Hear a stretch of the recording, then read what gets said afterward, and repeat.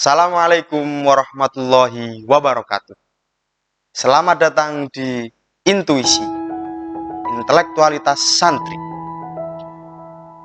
Yang mana dalam segmen kali ini kita akan membahas hukum mengucapkan selamat Natal. Indonesia adalah negara yang besar dan majmuk dengan jumlah penduduk 260 juta jiwa, yang mana prosentasenya menyentuh sampai 85% umat muslimnya. Inilah yang menyebabkan Indonesia dijuluki sebagai the biggest Muslim population. Menariknya, Islam di Indonesia yang mana notabene sebagai mayoritas bisa berinteraksi dengan harmonis dan tidak diskriminatif terhadap tantangan realitas keragaman di Indonesia. Sehingga Islam di Indonesia ini menjadi teladan bagi Islam-Islam lainnya di belahan dunia.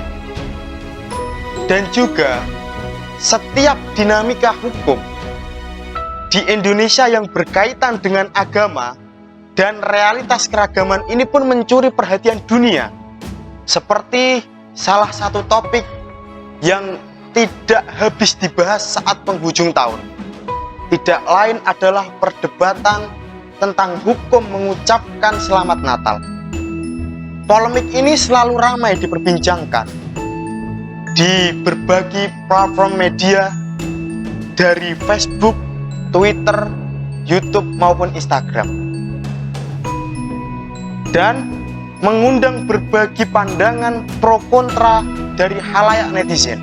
Ironisnya, perbedaan pandangan yang seharusnya menjadi cara berpikir yang produktif dan dewasa justru malah menenggelamkan umat Islam sendiri dalam sulutan konflik, di mana hal ini menjadi fenomena perang media sosial dengan mengklaim kepada yang tidak sepaham dengan label-label yang memecah belah dan kontra persatuan.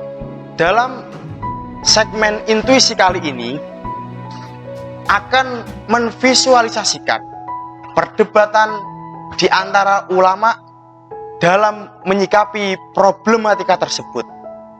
Lantas bagaimana para ulama membangun argumentasi mereka dalam menyikapi problematika ini?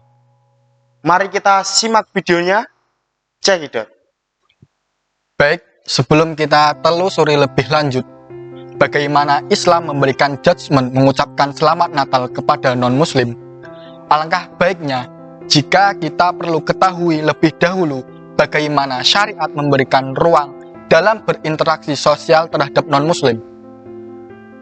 Al-Quran sendiri telah menggariskan aturan ini dalam surah Al-Mumtahinah ayat 8 dan 9. La yanhakumullahu 'anil ladzina lam yuqatilukum fid din wa lam yukhrijukum min diyarikum an tabarruhum wa tuqsitu ilaihim innallaha yuhibbul muqsitin. Ini sebagai poin yang pertama. Lah, poin yang keduanya, innama yanhakumullahu 'anil ladzina qatalukum fid din wa akhrajukum min diyarikum wa dhaharu ala ikhrajikum an tawallahum wa may yatawallahum faulaika humuz zalimun. Lah, dalam dua ayat ini yang perlu kita titik fokuskan adalah bagaimana Al-Quran memberikan dua klasifikasi non-muslim yang memberikan konsekuensi hukum yang berbeda. Klasifikasi yang pertama yaitu non-muslim yang tidak memusuhi umat Islam. Terhadap kelompok ini, agama memperbolehkan kita untuk bersikap baik, bersikap lembut terhadap mereka. Kedua, non-muslim yang memusuhi umat Islam. Lah, Al-Quran melarang kita bersikap baik, bersikap lembut terhadap mereka, apalagi bersahabat dengan mereka. Kemudian di dalam berbuat baik, Islam itu tidak hanya menjadikan satu variabel atau satu elemen saja, yaitu hubungan agama, melainkan ada hakul Islam, ada juga hak yang disebut hakul jiwar, hak kita dalam bertetangga, ada juga hakul korobat, hak-hak korobat. Karena tak bisa dipungkiri, terkadang itu kita mempunyai tetangga yang non-muslim, atau mungkin karena baru mu'alaf, mungkin kerabatnya ada yang masih non-muslim, atau mungkin punya teman kerja yang non-muslim, atau teman bangku yang non-muslim. Lah, hak-hak ini itu menuntut kita untuk bersikap baik terhadap mereka. Ketika mereka tertimpa musibah, ya kita tolong. Ketika mereka dalam keadaan duka, kita mengucapkan belasungkawa. Ketika mereka sedang sakit, kita menjenguk mereka. Hal ini menuntut untuk seorang muslim untuk melakukan bergaul, bersikap baik dengan mereka. Sebagai cerminan apa? Sebagai cerminan Islam, agama yang rahmatan lil alamin. Oleh karena itu, alangkah baiknya jika kita dalam beragama di negara yang majmu ini, di mana kita berdampingan dengan berbagai ras, etnis, suku, dan agama, seperti di Indonesia ini, toh nggak ada salahnya toh jika kita mengedepankan muasyarah jamilah antar umat beragama dalam rangka menjaga keharmonisan dan persatuan umat bangsa. Karena kita kan disatukan atas sedarah tanah air.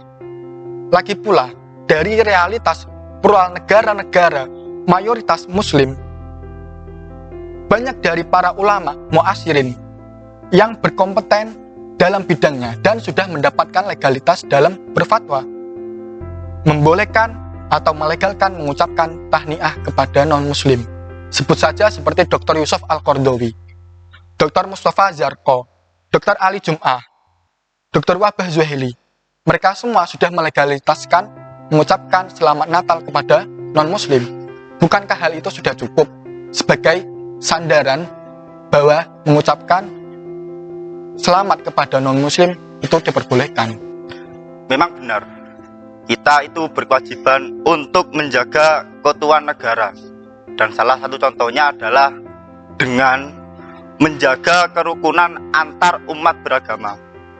Dan dalam Al-Quran pun itu juga memberi legalitas pada setiap orang muslim untuk bertoleransi kepada orang non-muslim.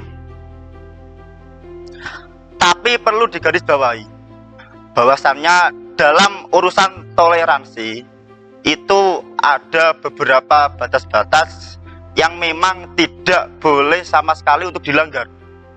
Yang pertama, tidak menjadikan mailul qalbi atau suatu ketondongan dan ketertarikan hati. Dan yang kedua, itu tidak masuk dalam ranah akidah. Karena Islam itu adalah agama yang sangat-sangat tegas dalam mengurusi hal yang benar dan hal yang keliru, mana yang hak, mana yang batil. Hal itu pun telah dijelaskan Al-Quran yang telah diwahyukan kepada Nabi kita, Nabi Muhammad, ketika Nabi Muhammad itu diajak menyembah berhala oleh orang kafir Quraisy, dan orang kafir Quraisy pun ikut sama-sama menyembah Allah. Di situ Allah menjelaskan dalam surat Al-Kafirun yang berbunyi lakum dinukum waliyadin, bagimu agamamu dan bagiku agamaku. Yang kami amati, pengucapan selamat hari Natal itu sudah jelas masuk dalam ranah akidah, karena telah kita ketahui bersama bahwasannya hari Natal menurut kepercayaan umat Kristiani itu adalah hari kelahiran dari Nabi Isa alaihissalam yang mereka sembah sebagai figur anak Tuhan, yaitu Yesus Kristus. Di hari itu juga mereka mengadakan sebuah ritual kebaktian dan juga peribadatan kepada Yesus. Sedang arti ucapan selamat adalah bentuk doa dan juga apresiasi. Misal begini, saya mengucapkan selamat terhadap seorang yang telah mendapatkan ranking 1. Itu saya memberi apresiasi kepada orang tersebut atas prestasi yang ia dapat. Dari sini kita bisa menilai bahwasanya mengucapkan selamat hari Natal itu semakna dengan kita mendoakan sakramen Natal atau mengakui ideologi Natal, seperti itu. Berarti ini sudah masuk dalam ranah akidah dan melanggar batas-batas toleransi yang telah dilegalkan oleh agama Islam, seperti itu. Maka dari itu, saat momen Natal tiba, harusnya kita sebagai umat muslimun tidak usah mengucapkan selamat hari Natal kepada mereka umat Kristiani.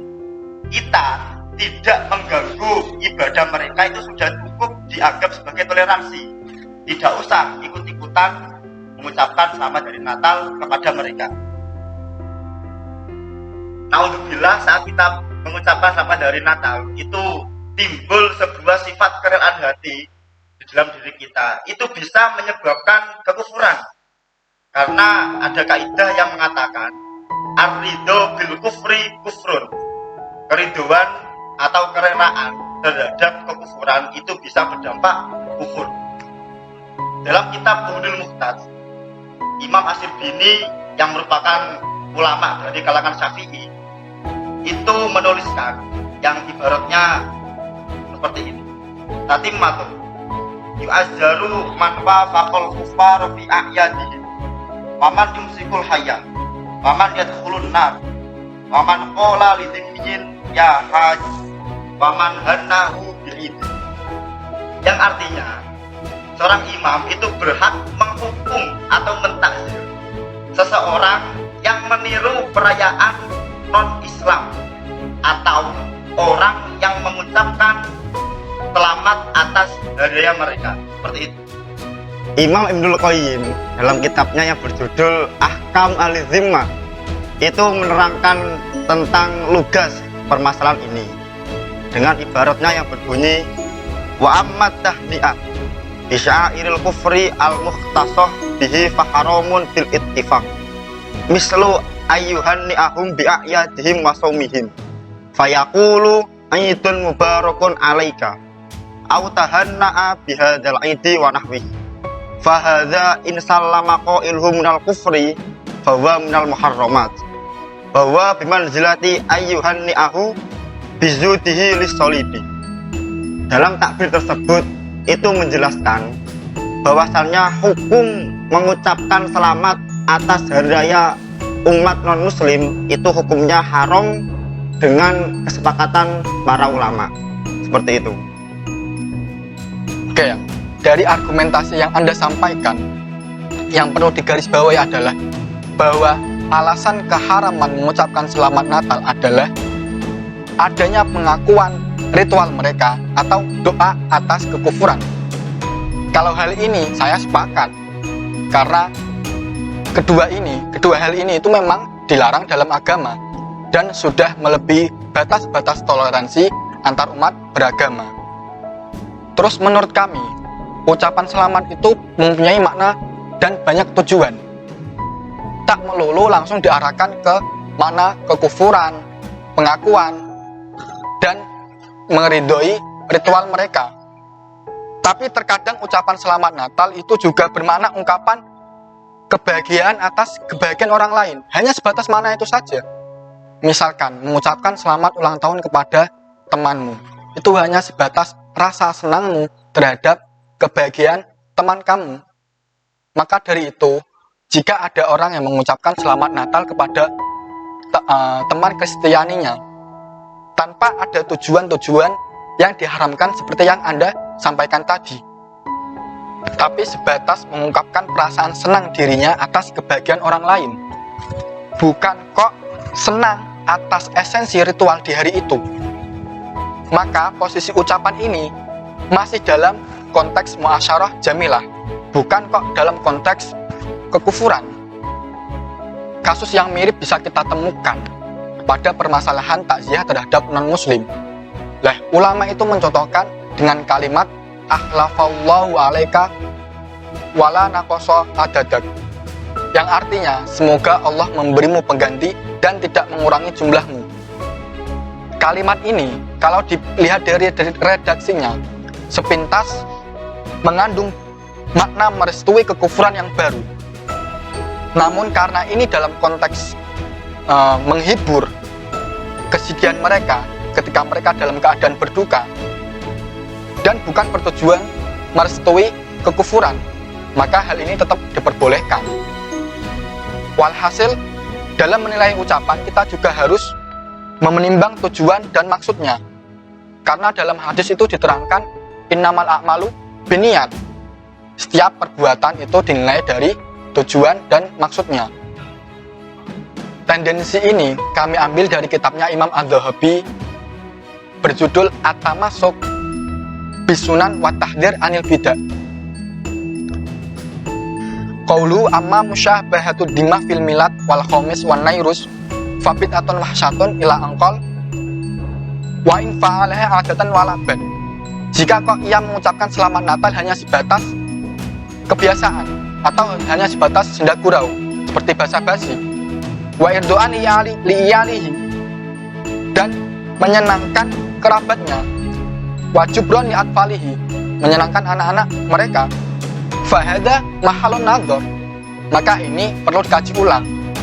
Wa innamal a'malu binniyat. Lah ini karena setiap perbuatan itu dinilai dari maksud dan tujuannya.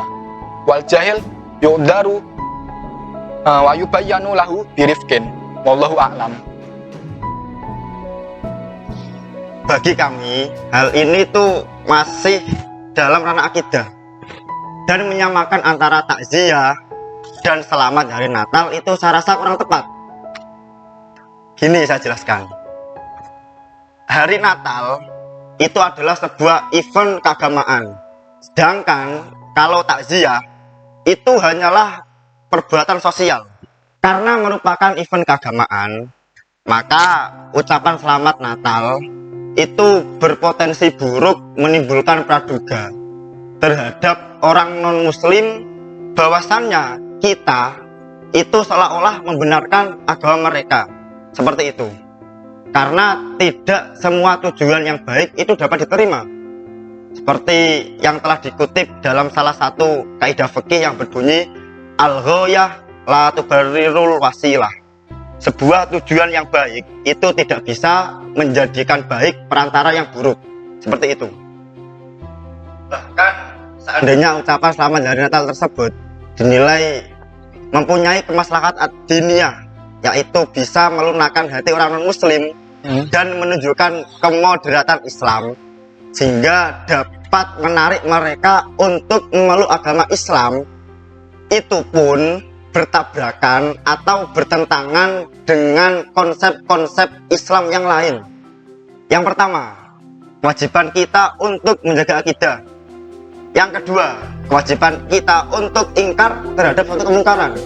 Dan yang ketiga, larangan menampakkan dan meniru syiar-syiar kufar.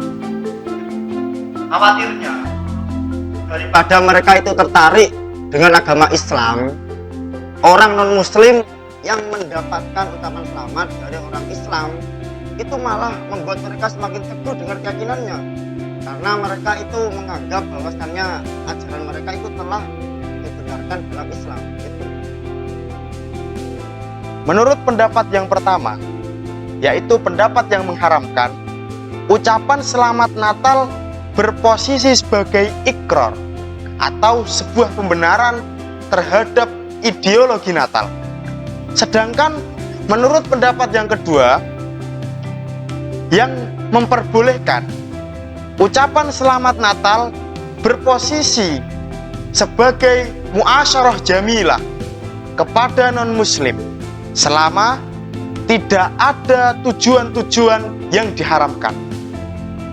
Tujuan-tujuan yang menjadikan ucapan selamat Natal haram adalah ta'zim atau mensakralkan hari Natal, membenarkan ideologi Natal, mendoakan sakramen Natal, atau meniru budaya orang-orang non-muslim. Keharaman ini juga disepakati oleh para ulama. Kita lanjut pembahasannya, yakni apakah ucapan selamat Natal setara dengan penghormatan terhadap Nabi Isa alaihissalam. Mari kita simak videonya, cekidot. Gimana ya? Sebenarnya perayaan hari Natal itu sebenarnya menarik untuk dibahas dan sensitif di negara kita. Karena hari raya Natal berbeda dengan hari raya atau hari keagamaan non-muslim lainnya. Sebab tokoh yang dihormati atau yang menjadi figur dalam hari raya Natal juga dihormati atau diyakini umat muslim sebagai nabi, yaitu Nabi Isa alaihissalam. Lah, Nabi Isa sendiri mengucapkan keselamatan atas kelahirannya sebagaimana diterangkan dalam Al-Qur'an surah Maryam ayat 33. A'udzubillahi minasyaitonirrajim. Wassalamu alayya yauma wulidtu wa yauma amutu wa yauma ub'atsu hayya. Nah, dari ayat tersebut menunjukkan bahwa Nabi Isa mengucapkan keselamatan atas kelahirannya. Menurut kami, hal itu tetap tidak sama. Memang betul, kita menghormati kelahiran Nabi Isa adalah hal yang baik. Tapi tidak dapat dipastikan bahwasanya kelahiran Nabi Isa itu jatuh tepat tanggal 25 Desember. Bahkan dalam beberapa ayat sebelum ayat yang Anda baca tadi, itu ada indikasi yang menyebutkan bahwasanya Nabi Isa itu tidak dilahirkan tepat tanggal 25 Desember, yaitu pada Al-Quran surat Maryam ayat 22 sampai 25. Di situ Allah berfirman, A'udzubillahi minasyaitonirrajim. Fahamalattu fatabadat bihi makanan qasiyya fa'aja ahal maqad ila jid'in nakhlati qalat ya laitani mittu qabla hadza wa kuntu nasyam mansiya wa nada'a min tahtiha alla tahzani qad ja'ala rabbuki tahtaki sariya wa huzzi ilaihi bi jid'in nakhlati tusaqil alaihi rutuban janiya. Dalam ayat tersebut Al-Quran menggambarkan latar waktu atas kelahiran Nabi Isa itu jatuh pada musim panen kurma, dan di Arab musim panen kurma itu jatuh pada musim panas, yaitu antara bulan Juni sampai bulan Oktober. Sedangkan kalau bulan Desember itu sudah memasuki musim dingin, otomatis tidak ada kepastian bahwasannya kelahiran Nabi Isa itu jatuh tepat pada tanggal 25 Desember. Jadi pengucapan selamat hari Natal pada tanggal 25 Desember, meskipun di situ ada unsur penghormatan terhadap Nabiullah Isa alaihissalam, tapi praktek tersebut itu sangat riskan adanya musyabah al-kufar, yaitu menyerupai terhadap orang-orang kafir, yang mana telah kita ketahui bersama bahwasanya tasyabbuh bil kufar atau menyerupai orang kafir itu sangat diharamkan dalam Islam dari beberapa argumen yang telah saya sampaikan tadi.